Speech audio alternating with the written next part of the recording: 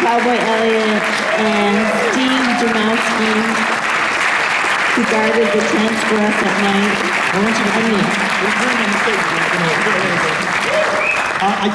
I guess, I mean, you can't watch this and not wonder exactly how... what it is? First one is how it got rolling in the first place, and what was the original idea? How did it grow? How did it sort of, in the editing even, how did it come together? Just sort of walk us through it very quickly about how this thing began, and then sort of how it took shape from what you got going on it. Well, I had just finished season 2 of Sense8, and hi Karen, Alana, hi Amy, I flew back to meet these guys, and they had 3 days.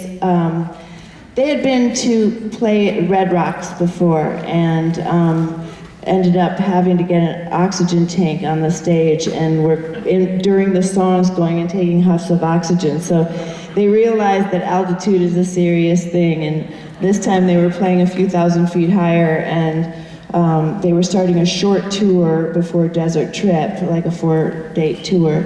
And they had 3 days that they had allocated to adjust to the altitude, and 2 of those days they wanted to spend about an hour a day learning some of Neil's new songs that they hadn't recorded with him. So I was like, great, let's make a movie. We got 3 days, they're just gonna be sitting around. So that's why I sort of tried to make them sitting around in purgatory, a form of purgatory, because I couldn't have them moving around too much. Let me interrupt you for a minute. Please. She went out to thrift stores and bought all the clothes everybody wore. She went and she bought all the props. She did it all herself, all that driving around, getting up days, a couple of days. We were the crew.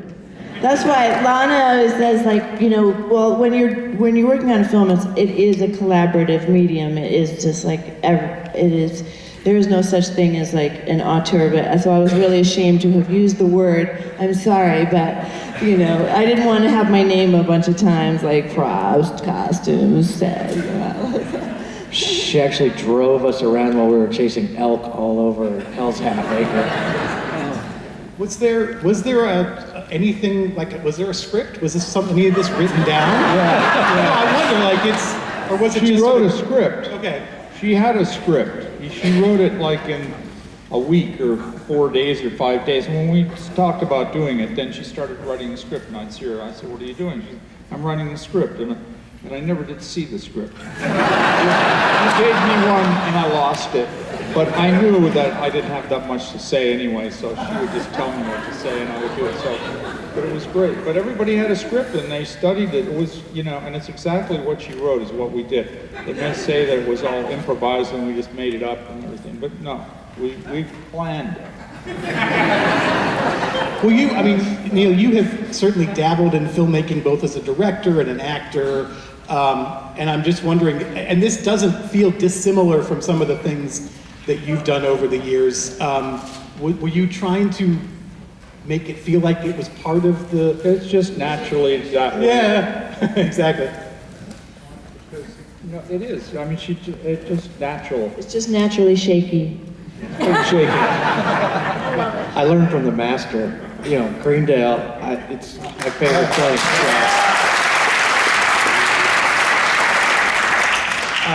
And I should mention that the soundtrack for this came out yesterday as well as the film on Netflix, and I mean pretty much every note that's in this movie, whether it's a studio track or a live track or just you plucking on the guitar, is on that soundtrack.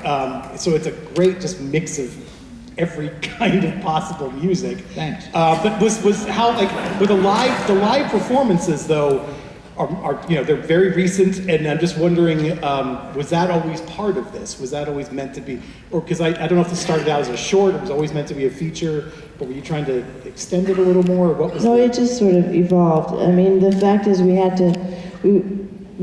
were in this beautiful natural surroundings, and we wanted to pay homage to that, and but also they were going to rehearse, so we had to make, we had to have modern things, so when you see them walk into the tent, to play Peace Trail. That's the first time that the Promise the Real ever played it with Neil. That is the very first time they ever played it, and that was basically their rehearsal for the show. And yeah, we only shot it that one time. And then when everything they're playing around the campfire, everything is just like, they're just improvised. We didn't even finish putting the mics on them really when we were shooting. Were just doing it. We didn't say, play this song or anything. What happened. Lucas and they is- wrote the yeah. words even like to digging in the dirt while they were around the campfire, just improvising it and stuff. Lucas's rendition of his father's song almost makes me cry. It makes me cry when I hear it. Like, it's so beautiful. And so I was happy that you included other people's music in this as well. No, it's a great thing to see him sing that and hear him sing that song. And CK's one shot of the whole thing, I think, is really monumental filmmaking and great. And probably you'll only ever see it on a screen like this, like on Netflix. You probably won't even see it if you're watching on your confuser or whatever, because Micah Nelson did these little animations of fire fairies, but you really have to know where to look for them when he's singing that song. They come out of the fire, all these beautiful little fairies. Well, you shouldn't give that away because that's Hollywood magic. It's a special effects budget on top of it. Okay. It's of note, too, that during Angel flying too close to the ground, as it always happens with these guys, because they just drip music from their pores, Lucas just started to play that. And I don't know, what did he play, like 6 notes before everybody joined in? And We knew it, so.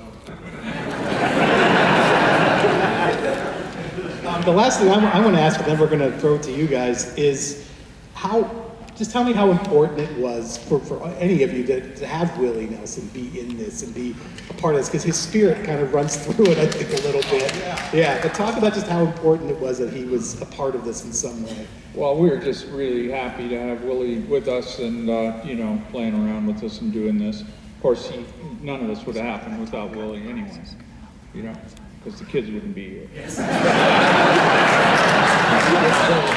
And also he has his own Western set. That Town Luck is in his backyard. So we're like, well, then we have to go film there. Because he wanted to play cowboys and Indians too. So, it was like a rich hippie or something. I'm going to build my own town. Well, he built it for a redheaded stranger. And then Micah and his girlfriend Alex played the extras in that scene. Rose, what a great guy. We're lucky. We're lucky to know him. All right, so the microphone is here. If people want to line up, ask your question, run away. There we go. Hi, love is like a fart. If you have to force it, then it's probably shit. Daryl, did you write that?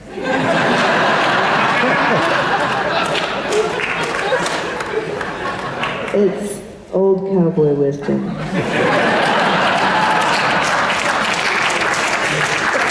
It's good wisdom. It made me think a lot about my current relationship. And she's right here. She's not here. Good luck. Great question. Question for Neil. You've always been such an activist. How at this stage, where did you come upon focusing on seeds and water? There's so many things, so many good fights out there. It seems to be this is a current fight for you that is waging on. How did that come to be? Just looking around, there's so many things to do that, I kind of chose that one at that time. I change all the time and take on different things. It's all one song. It's all one song, right? Okay. It is. Thanks. Thank you. I will say, even though this is set in the future a little bit, the whole idea of agribusiness taking over and women giving up on men sounds about right. Sounds kind of a little too current, but anyway, yes. We live next door. Yeah. Hey, Neil, you seemed really comfortable around those horses. They seem to really love you. Tell me a little bit about your relationship with horses. You know, I only know the horses I met through Daryl.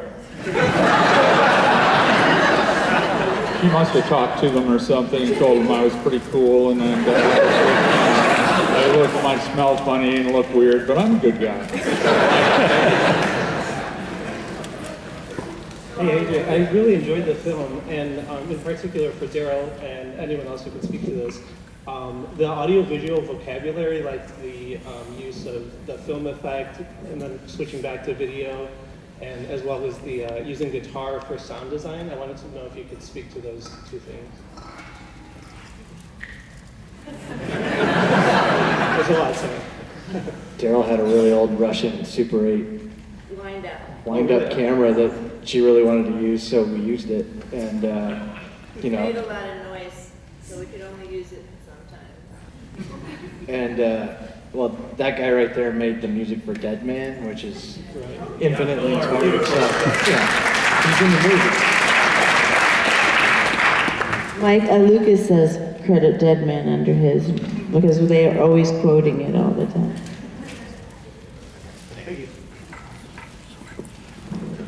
Hey, it's an honor. Could you say you learned anything about yourselves or each other during this project? Just more love. Just more love.